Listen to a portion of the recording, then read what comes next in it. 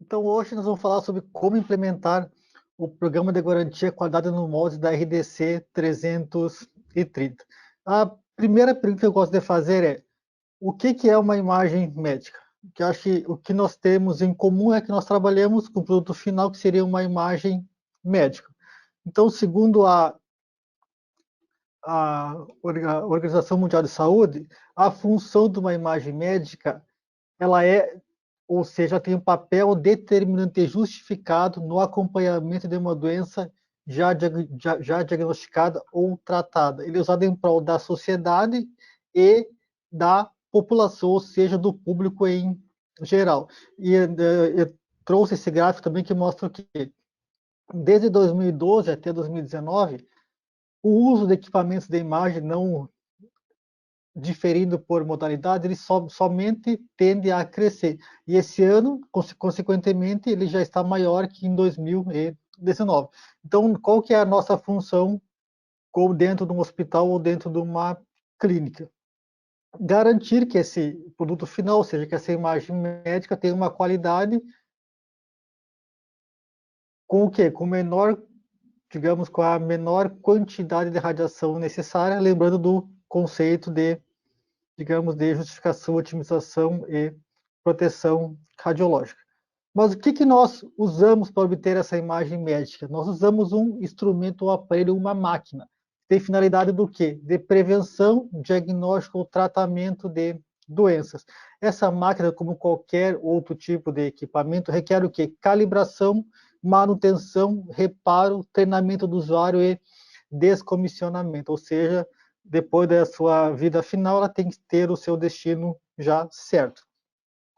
Porém, não é novidade, eu acho, para ninguém, o pensamento comum que muitos pensam que é só comprar um equipamento novo, ligar na tomada e sair obtendo uma imagem. Não, não é assim. Nós estamos tratando com equipamento que vai mudar o laudo de um médico, pode mudar a vida de uma família, pode mudar o estilo de vida de uma população, como nós estamos vendo agora com Covid, qual é a importância de uma tomografia, qual a importância de um raio-x.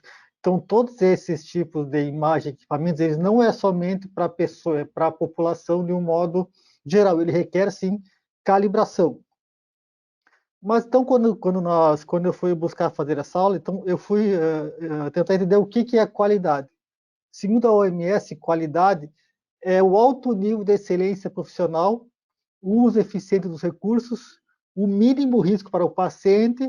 Então, volta ali, traz aquela ideia que eu trouxe ali para vocês de a mínima exposição à radiação ionizante, um alto grau de satisfação por parte do paciente e resultados finais em saúde. Então, essa é a definição de qualidade. O que é usar uma imagem, é usar o equipamento com eficiência, ou seja, no nosso caso, é ter uma imagem com qualidade diagnóstica razoável, aceitável, com a menor dose de radiação possível, ou seja, que realmente daquela imagem transmita a real situação daquele paciente sem nenhum tipo de artefato ou outro tipo de empecilho que possa dar um laudo que não seria o mais correto.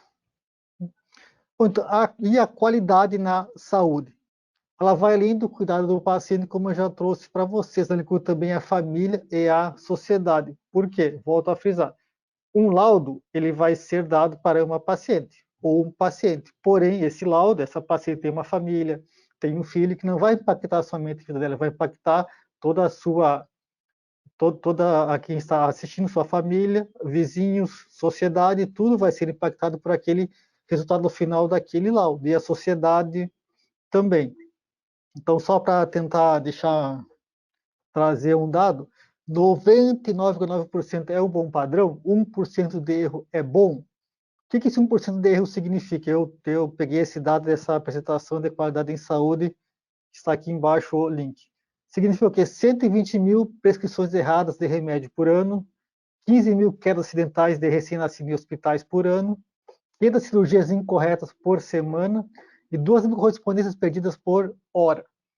Então, 99,9% é um bom padrão? Depende do quê? Nós não podemos pensar que 1% em saúde é tolerável, não é não. Nós estamos lidando com pessoas, nós não podemos errar. Muitos gostam de dizer, errar é humano. Não, nós não devemos errar em saúde. Errar em saúde, no meu ponto de vista, nós não devemos ter erros em saúde. Então, o nosso trabalho, qual seria dentro do hospital ou dentro de uma clínica? Minimizar ao máximo o erro associado à obtenção de imagens médicas, frisando que não atribuindo risco maior à saúde daquele paciente, ou seja, porque toda ou quase toda imagem médica tem alguma exposição à radiação ionizante. E pensando nesse avanço das imagens médicas, né, surgiu a portaria 453, que foi revogada recentemente. O que ela trouxe? Ela trouxe uma preocupação com a expansão do uso das radiações ionizantes no país. Então, lá, antigamente, eles perceberam que estava tendo um aumento do uso das radiações ionizantes em medicina. Eles viram também essa necessidade de ter uma qualidade para essa imagem. E essa eu gosto de também trazer, que ela foi a portaria 453, ela tem suas bases legais na Lei 8080 de 1990, ou seja, que é direito fundamental do ser humano a assistência à saúde, dentre elas uma imagem de qualidade, ou seja, digamos, um tratamento completo. Ele tem que ter acesso digamos, aos exames de imagem para ter seu tratamento completo. Isso tem impacto direto no laudo, que nem eu trouxe no começo, nós temos falsos positivos. O que seriam falsos positivos? É não ter uma ter diagnosticada como tendo câncer. Segundo esse estudo aqui do American Medical Association, jornal, mulheres de 50 anos que fazem a mamografia anualmente, 0,3 a 3,2 delas evitarão a morte por doença, enquanto de 490 a 670 receberam um diagnóstico falso positivo. Ou seja, essa mãe, filha, avó, namorada, noiva, solteira, seja lá qual o seu status, ela vai ter um falso positivo, o quê? Derivado da onde? De uma imagem de má qualidade, do erro de interpretação do médico radiologista, N vias pode vir esse falso positivo. Então, como eu trouxe para vocês, esse falso positivo não é somente para a paciente, é para a paciente, para a sociedade, para a família, ou seja, um falso positivo muda completamente a vida de uma mulher, não só na mamografia, mas também outros tipos de doença. Um falso positivo tem esse impacto gigantesco na sociedade, ou seja, financeiro também, além do desgaste emocional. Então, só para tentar trazer, esse aqui é uma publicação da revista Radiologia Brasileira. Ela traz o quê? Que uma paciente ela foi reexaminada para verificar um laudo positivo. Uma nova incidência revelou que as microcalcificações eram artefatos resíduos de talco, ou seja, tinha sujeiras naquele plate que fez um exame daquela paciente. Houve reclassificação da mamografia como achados benignos BIRAD2 e a paciente foi reencaminhada à rede básica de saúde, ou seja, o lado positivo é que essa paciente ela foi reexaminada e teve seu laudo, digamos, assertivo passado a ela. Porém, até ter outra imagem, até fazer outro exame, vamos pensar no sofrimento dessa paciente. O que ela fez? O que passou na cabeça dela? A família dela. Então, nós temos que pensar também que não é somente uma imagem, é uma imagem que vai mudar uma vida, vai mudar uma família, vai mudar uma sociedade de algum certo modo. Então, nós temos que ter cuidado em que errar em saúde deve ter o mínimo de erro possível. É fácil? Creio eu que não. E na opinião, esse aqui é uma campanha do INCA, né, que é na opinião de Ronaldo, é possível minimizar a pressão de falso diagnóstico nos exames de imagem. Para isso é necessário que aprimorar todo o método e equipe de trabalho. Então, não adianta nós termos um equipamento funcionando perfeitamente, equipamento de última geração, se os periféricos, se a pessoa que vai avaliar, se aquele técnico que está posicionando, se aquele pedido não foi feito com clareza, não tem a qualidade necessária. Então, não adianta nós amarrarmos uma ponta, se na outra ponta nós podemos ter erro. Então, tem que treinar toda a equipe, todo o método. Então, pensando nisso, veio o quê? A RDC 330 de 2019, que ela viu que, opa, para aí, nós tínhamos a 453, que era uma legislação boa para a época, por quê? Porque nós não tínhamos tantos avanços tecnológicos que nem nós temos agora, ou seja, nós estamos no mundo digital, ou seja, no mundo digital nós temos que mudar esse tipo de avaliação. Então surgiu a RDC 330 visando o quê? Visando modernizar o controle de qualidade em radiodiagnóstico. E ela também, não é só para hospitais ou clínicas que ela deve ser aplicada.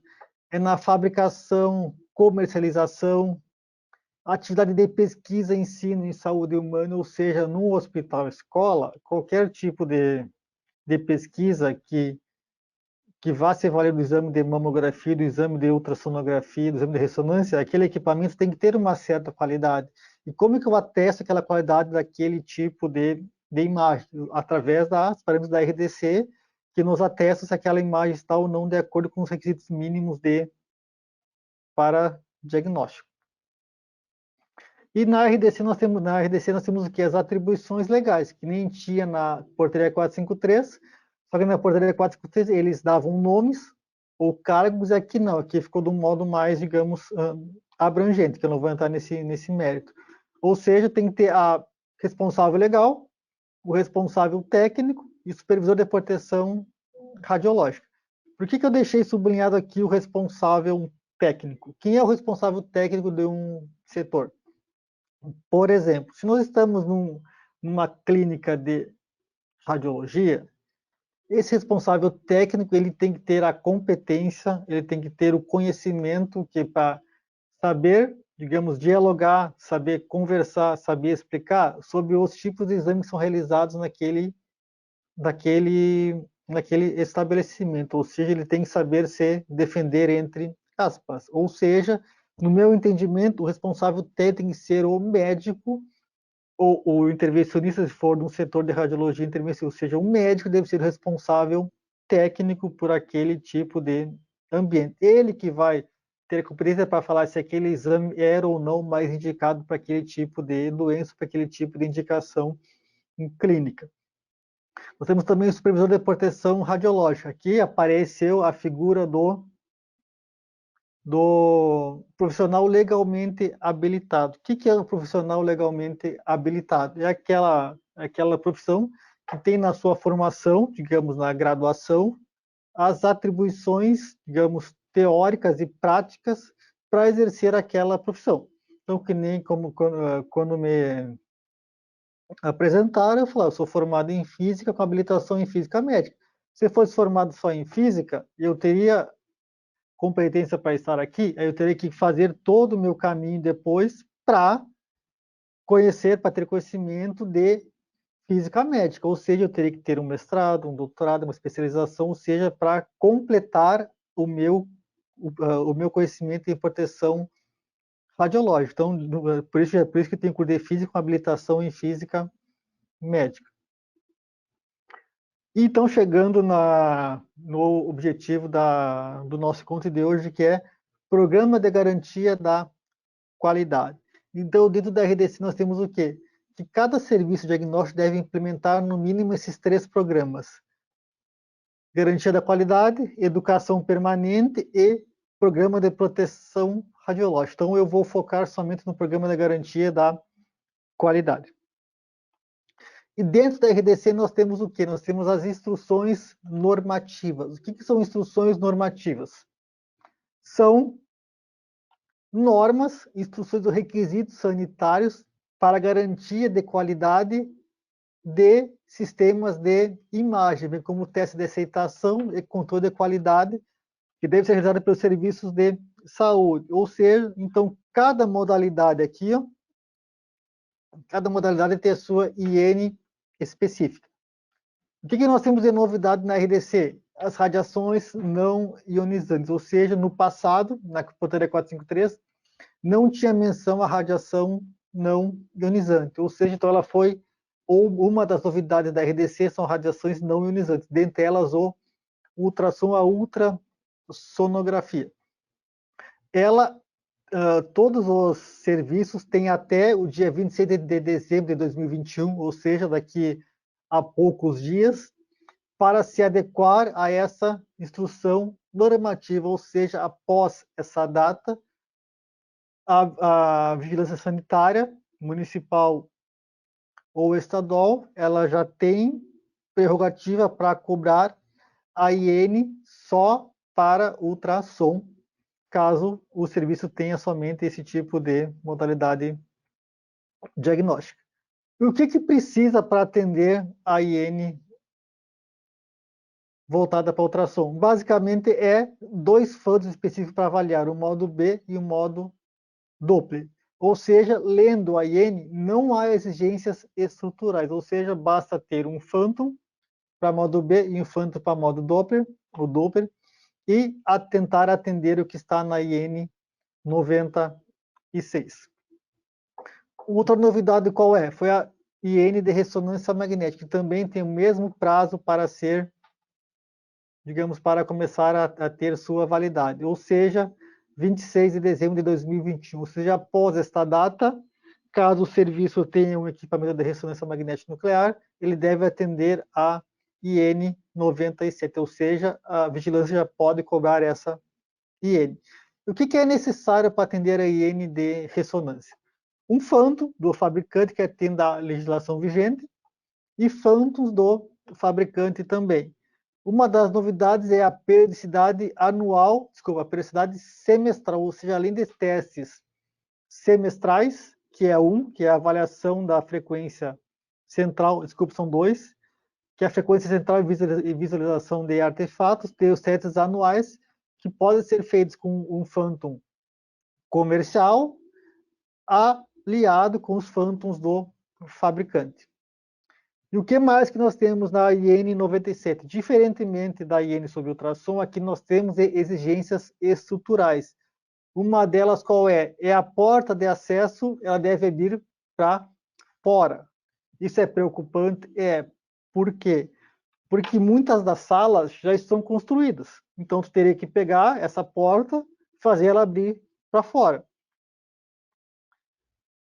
Não está claro se é após essa normativa, se é antes dessa normativa, se as salas antigas devem se adequar. Então, cabe à legislação, à Visa municipal ou estadual, interpretar essa normativa e julgar, ó, não, essa sala, a porta deve abrir para fora, então tem que ter reforma nessa sala. Esse ponto aqui eu acho o principal, esse aqui vai ser, digamos, um dos principais, digamos, problemas, entre aspas, no serviço de ressonância magnética nuclear, abertura da porta para fora do ambiente. O outro artigo 5º deve possuir sinalizações nas portas de acesso, acho que a grande maioria tem, não pode marcar passo, metais, tesouras, clipes, entre outros. A outra novidade qual é?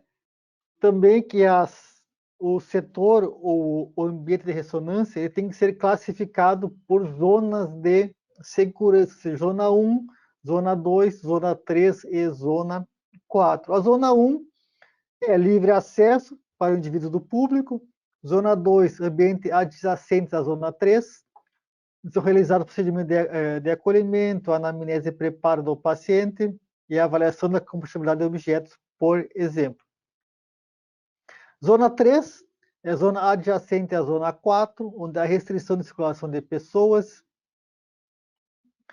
E a zona 4, que é onde fica o equipamento de ressonância magnética nuclear. Eu trouxe para vocês essa planta que eu peguei do MR Questions. Aqui ele traz o que seria cada tipo de zona. Zona 4, onde está o equipamento.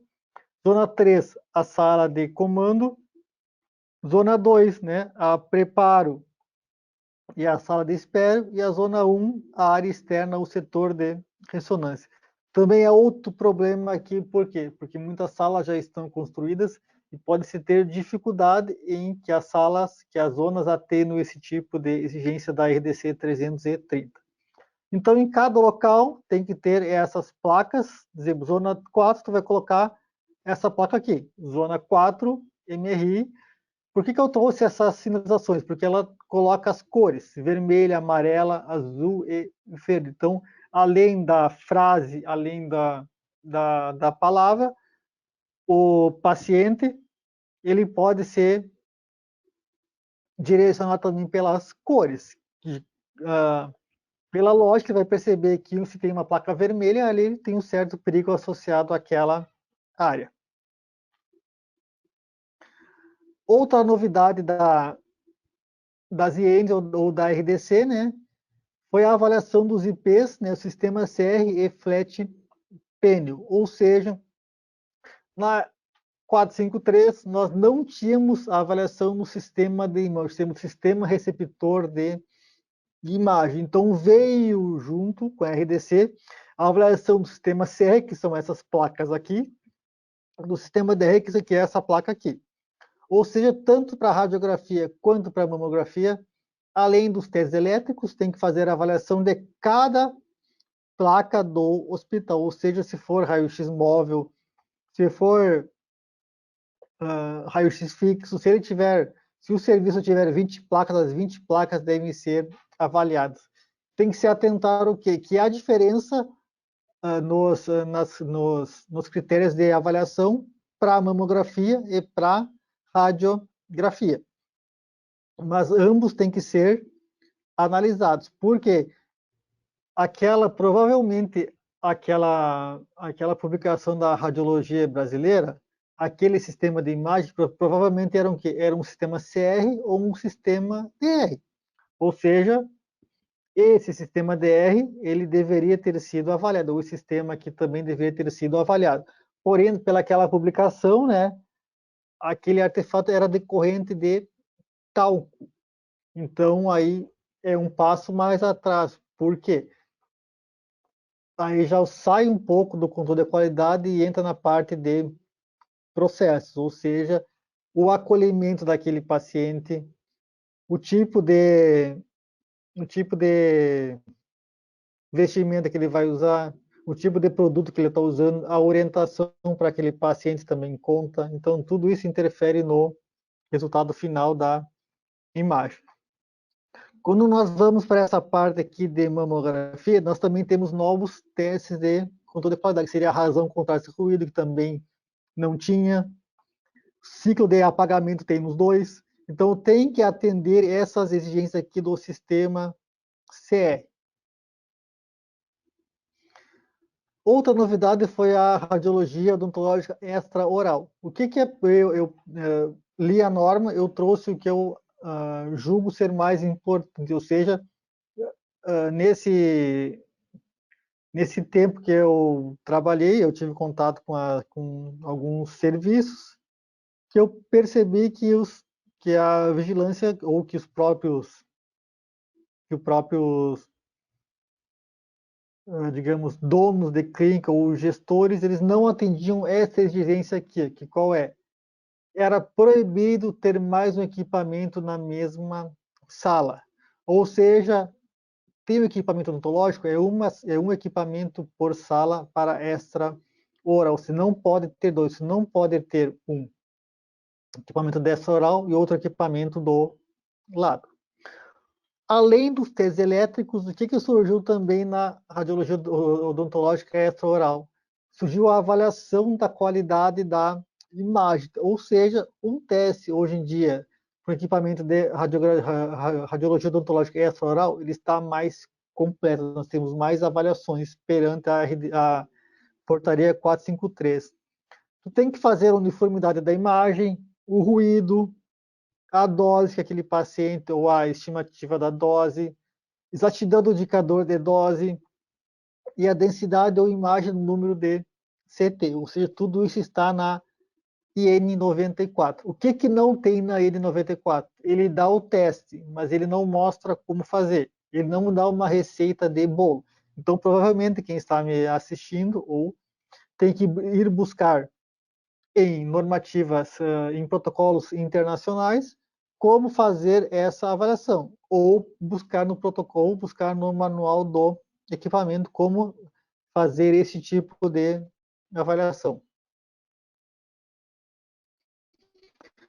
Radiologia odontológica intraoral também tem uma IN específica, que é a IN 95, né? E uma das exigências qual é? A tensão do tubo tem que ser maior ou igual a 60 kV. A tensão nominal, ou seja, o que eu trouxe esse ponto aqui? Nós temos no mercado, nós vamos encontrar no mercado IA equipamentos antigos que provavelmente não se adequarão a essa exigência aqui, e a própria manutenção desse equipamento não vale a pena, porque é basicamente comprar um preço de um novo. Então, esse equipamento ele deve ser tirado de circulação, ou seja, ele deve ser descomissionado. Essa tensão aqui maior ou igual a 60 kV.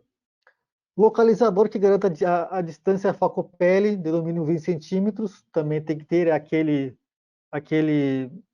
tubo, digamos, que fica, aquele cano, o copo focalizador, que nós podemos chamar assim, que tem um ponto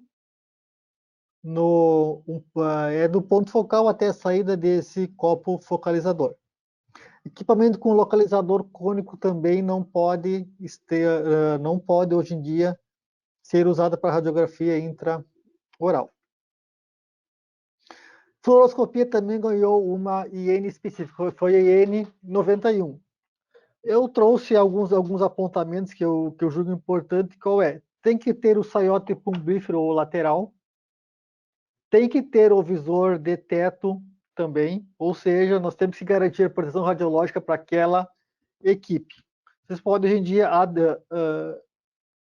consultar ou entrar em uma sala que não tem esses tipos de anteparo.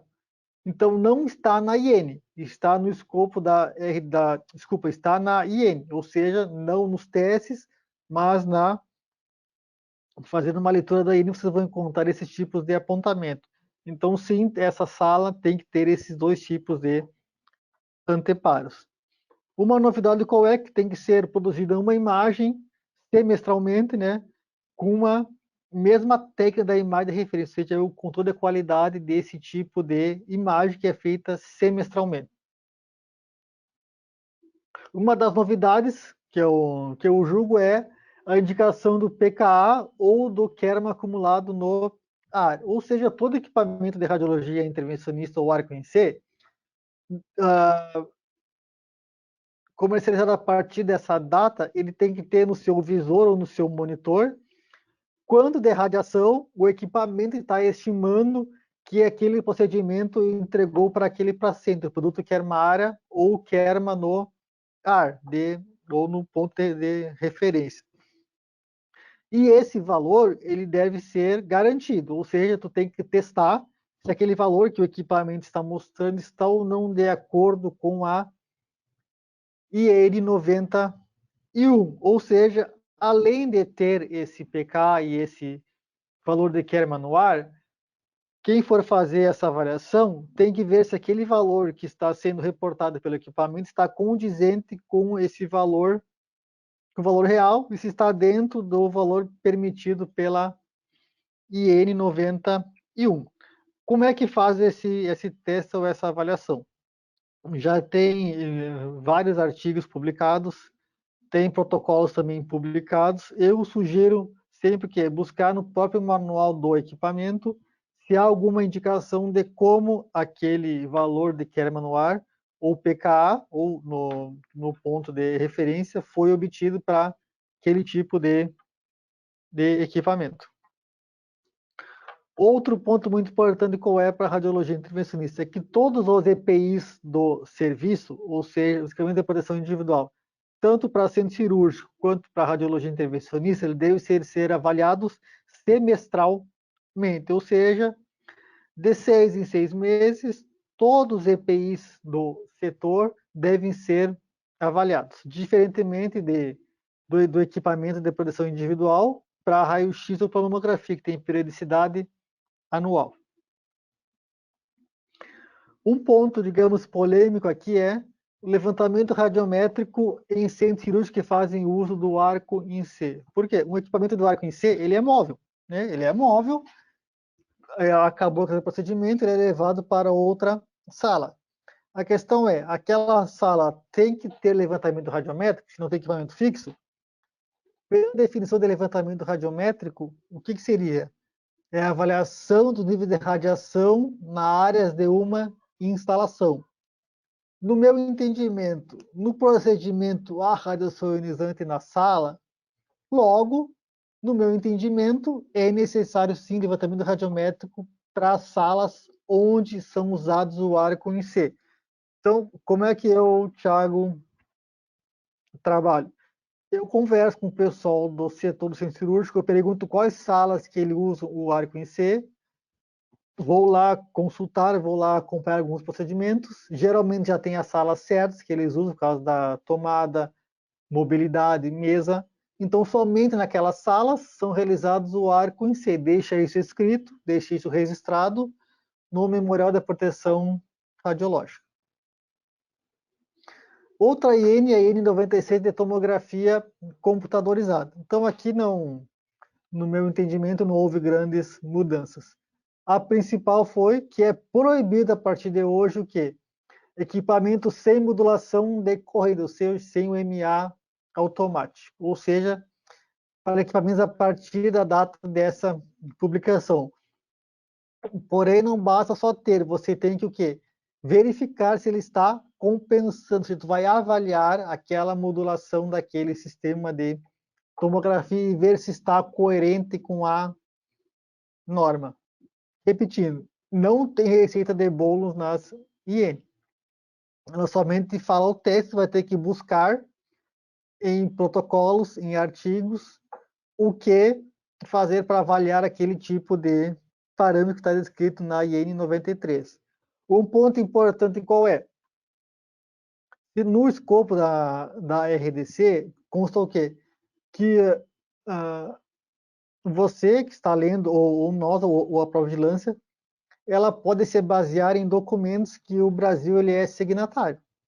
Ou seja, então, por essa dica qual é? Opa, então tu pode buscar protocolos ou informações aonde o Brasil é signatário. E o Brasil é signatário de quem? Da Agência Internacional de Energia Atômica. Então, vá lá, veja se na Agência Internacional de Energia Atômica tem alguma informação nos seus protocolos ou artigos que dê alguma pista ou alguma luz ou ensinem a fazer esse tipo de avaliação. Outra novidade muito importante qual é? É a avaliação dos monitores para a sala de laudo. Você vai avaliar o monitor e a sala de laudo. Isso não tinha, essa avaliação não tinha na portaria 453. Então eu trouxe aqui para mamografia e para demais modalidades, ou seja, o requisito para mamografia é diferente do requisito para as demais modalidades. Por exemplo, a luminância de mamografia tem que ser maior ou igual a 350 candela por metro quadrado. Já para os outros é 170 candela por metro quadrado. E o que tem que se atentar a esse ponto aqui? Que é proibido, ou seja, não devem ser usados monitores não específicos para essa finalidade, ou seja, tem que ser monitores específicos para laudo, ou seja, específicos para finalidades médicas, ou seja, específicos para laudo. Esse monitor aqui, provavelmente ele não é específico para laudo. Já esse aqui, não tem nenhum conflito de interesse aqui, provavelmente ele é específico para laudo. Como saber essas informações? Ver se tem registro na Anvisa, buscar as suas características de fabricação, se eles atendem aos requisitos mínimos para ser um monitor para laudo. E sim, eles devem ser avaliados.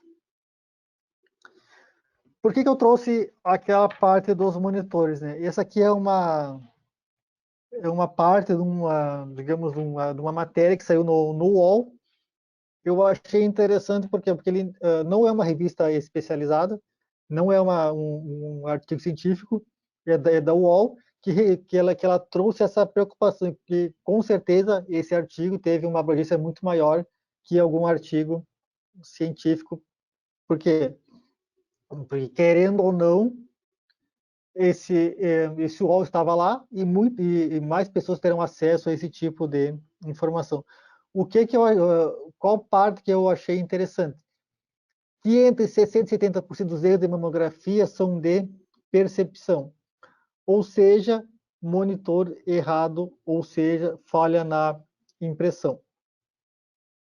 O que ele trouxe aqui é um artigo de 2014, pela Universidade de Illinois, que mostra que 60% dos erros são problemas de percepção, ou seja, acontece porque o médico não viu a alteração.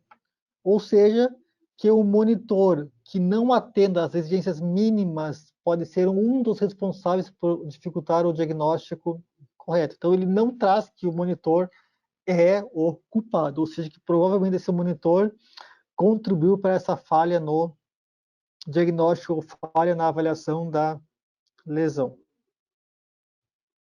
Então, o que nós estamos fazendo até aqui? O controle de qualidade. Então, o que é o controle de qualidade, segundo a ISO?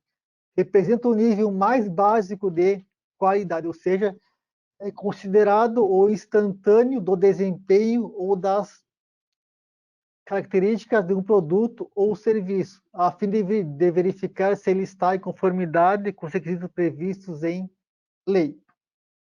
Então, quando for aplicada a IN, vocês estão fazendo o quê? O controle de qualidade. Mas se vocês buscarem lá na IN, tem o quê? Garantia da qualidade.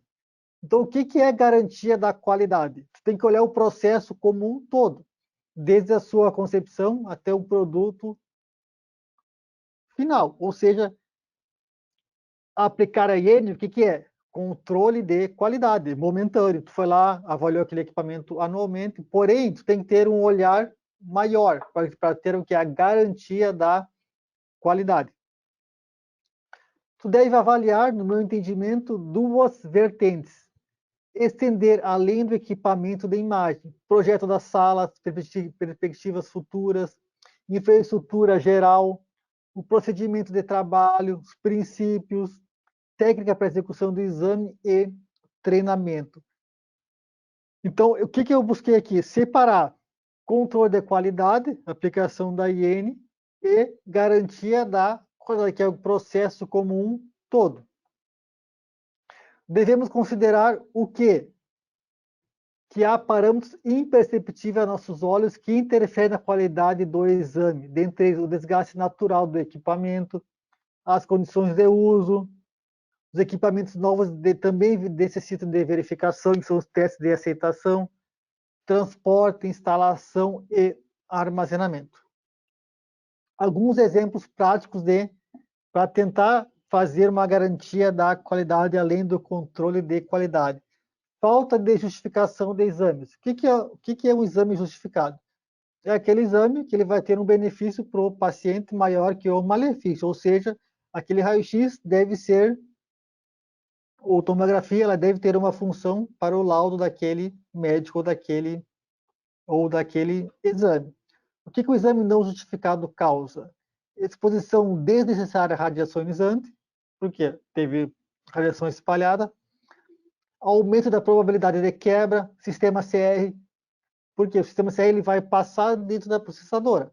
Se ele vai passar ele sem necessidade, ele pode trancar, pode riscar. Tudo isso é contabilizado quando? Está aumentando a probabilidade dele ser riscado, porque ele passou por uma CR, ele teve um artefato. Se aquela mamografia daquela paciente lá atrás, se ela não fosse justificada e tivesse esse artefato, seria muito mais preocupante. Outro ponto muito importante qual é? O transporte do raio-x móvel até o local, ou seja, tu vai fazer o técnico ou o tecnólogo pegar esse raio-x móvel, levar esse equipamento por todo o hospital, baixar, pegar, tem toda a questão da ergonomia, tirar o paciente da sua posição, colocar o CR ou o flat panel embaixo, tudo isso é o quê? Desgaste desnecessário, porque também tu vai tirar também um funcionário do seu local para transportar até lá. Tudo isso carrega aqui diminuição da vida útil do equipamento. Outro ponto muito importante qual é? Sistema de comunicação. Um deles qual que é? O PAX, né? Perda de imagem, ou seja, hoje em dia, basicamente, creio que 85% de todas as instalações tem sistema de comunicação de imagens digitais. Esse equipamento está no raio-x, foi feita a imagem de tomografia, ele vai para uma estação de trabalho para o médico laudar. Ou seja, porém, essa imagem que ela pode ser perdida no sistema de transporte, falha de comunicação, esse exame não foi atribuído a esse tipo, ao paciente correto, não chegou à totalidade das imagens, o exame não foi completo. Tudo isso interfere o quê? Fluxo de exames, repetição de exame, porque ele vai ter que repetir aquele exame, vai ser um exame não justificado, mas vai ter que repetir, infelizmente. E o descobrimento, a legislação e o tempo de armazenamento de imagens. Outro tipo de comunicação, sistema de impressão de filmes. Por exemplo, má qualidade da imagem, se aquela impressora não está imprimindo corretamente, prejuízo financeiro, impressões desnecessárias, comprometido o fluxo de trabalho e insatisfação do cliente ou do paciente. Ou seja, não devemos somente nos atentar pro Pax, também tem que ver a qualidade final daquela imagem, se a sua impressão tem qualidade. Se realmente aquele raio-x que nós estamos vendo na tela, ele está, quando sendo impresso, ter qualidade diagnóstica. Outro ponto muito importante qual é? Que eu chamei de sistemas críticos, ou seja, é a refrigeração, temperatura e umidade. Principais modalidades são altamente dependentes. Tomografia computadorizada, temperatura da sala, umidade, flat panel, mamografia e radiografia. Ou seja, um sistema DR, para estar numa sala, tem que estar bem acondicionado a sua temperatura, a sua umidade, que é para não gerar artefato. E nós temos aquela placa, uns sistemas, digamos, como seria a palavra, sistemas altamente sensíveis à umidade e temperatura. Então, se eles não está correto, nós estaremos diminuindo a vida útil detector de daquele detector de imagem. Ou seja, nós podemos estar gerando artefato simplesmente por não cuidar da temperatura daquela sala da umidade. Angiógrafo também altamente dependendo da temperatura e da umidade. Ressonância magnética, não preciso nem falar para vocês, né, que a umidade e pressão é completamente importante para uma sala de ressonância magnética nuclear. Agora, outro ponto que nós temos na IN, os transdutores, é a limpeza dos transdutores de ultrassom, ou seja, aquele transdutor, ele deve ser limpo, ou seja, quando faz aquele exame, coloca o gel por cima daquela borracha ou do transdutor, aquele gel, se ele ficar armazenado ali e secar, ele vai entrar e vai danificar aquele transdutor, pode danificar um cristal e gerar um artefato. Ou seja, então, quando for feita aquela avaliação do modo B, provavelmente pode ter um artefato ali que foi gerado por quê? Pela falta de limpeza daquele transdutor, que ele acabou o exame, e aquele gel ficou ali, secou, entrou pela borracha e danificou o cristal. Outra limpeza muito importante qual é? Do sistema CR, tanto flat panel quanto da processadora, e do também daquele próprio flat panel também, que também tem que ter o seu cuidado com limpeza. Também não devemos esquecer do quê? Que todo o sistema de ultrassom, nós temos chamado de filtro de poeira, que fica na parte de baixo do ultrassom. Então, aquele filtro de poeira também deve ser limpo. Ou seja, mesmo na IN não cobrando nada além dos controles de qualidade anual, ou seja, nós temos que ficar atento a esses tipos de periféricos para limpar, ou seja, a borracha do ultrassom, né, que ela participa para não ficar gel, e o filtro de poeira, dentre outros tipos de limpeza.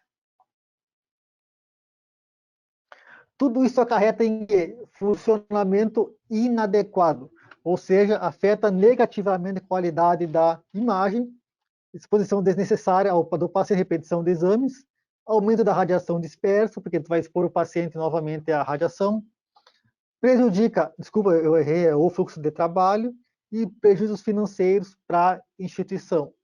Um dos principais prejuízos financeiros aqui eu posso citar o transtorno de ultrassonografia, ou seja, aquele gel, se ele secar, a probabilidade e ele, digamos, ele escorrer para dentro do transdutor, a alta probabilidade daquele cristal, digamos, vir a perder sua função e aparecer um artefato na imagem e ou ter que trocar aquele transdutor ou ter que mandar para conserto. Respondendo à pergunta, né, como implementar o controle ou a garantia da qualidade? Primeiramente, tem que contratar uma empresa ou profissional para realizar os testes de controle de qualidade. Ou seja, tu vai ter que buscar uma empresa que atenda ou que garanta para vocês que fará as avaliações que estão na IN.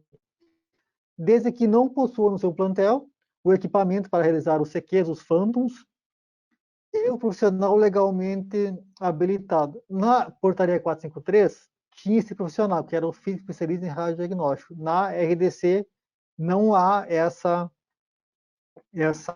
não há esse direcionamento para esse profissional. Porém, como eu já trouxe para vocês, na formação desse profissional tem que ter a formação em física, a formação em física médica, de qualidade, porque para ele atender, para ele conseguir entender tudo que está na RDC. Então, normas internacionais trazem quem? O físico, especialista em física do radiodiagnóstico, para atender esse tipo de controle de qualidade. Nós temos no Brasil legislações estaduais que estendem esse tipo, que tem outra visão e permite que outras classes façam esse controle de qualidade. Então, além de entender além das INs, tem que entender e atender a RDC 330.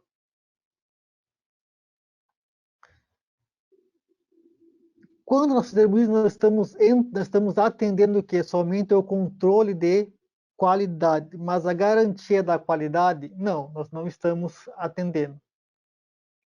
Porque a garantia da qualidade é uma tarefa de uma equipe multidisciplinar, ou seja, a direção, que nem eu trouxe lá para vocês, que tem o profissional legalmente habilitado e o responsável pela instituição, responsável pelo setor, a enfermagem, o técnico, tecnólogo, biomédico, médico, a engenharia clínica, segurança do trabalho, a TI, a física, a médica. Ou seja, então todos esses profissionais são responsáveis aqui pela garantia da qualidade, ou seja, não é somente ir lá fazer um controle de qualidade dos CQs e dizer que aquele serviço tem qualidade. No meu entendimento, não. Tem que entender todo o processo. Como é que eu faria isso? Eu separaria por modalidade, por exemplo, radiografia e mamografia. Atender as INs, básico, sistemas críticos, entender se aquele ar-condicionado, se aquela umidade e temperatura estão interferindo no funcionamento daquele FETPN ou CR ou equipamento, rotina, protocolo, se o técnico ou tecnólogo está usando a técnica correta, físico, eu posso fazer isso? Eu tenho capacidade para isso? Eu digo que eu, Thiago, não tenho. Então, o que eu faço? Eu converso, busco informação com o supervisor de técnicas radiológicas do hospital e junto nós conversamos sobre as rotinas se estão ou não certas ou adequadas, nós tentamos reescrevê-las. Fluxo, muito importante, limitações do equipamento. Um exemplo de limitação do equipamento é a capacidade da carga da mesa, é muito importante também. A dimensão do gantry, da mamografia, desculpa, da tomografia e da ressonância magnética.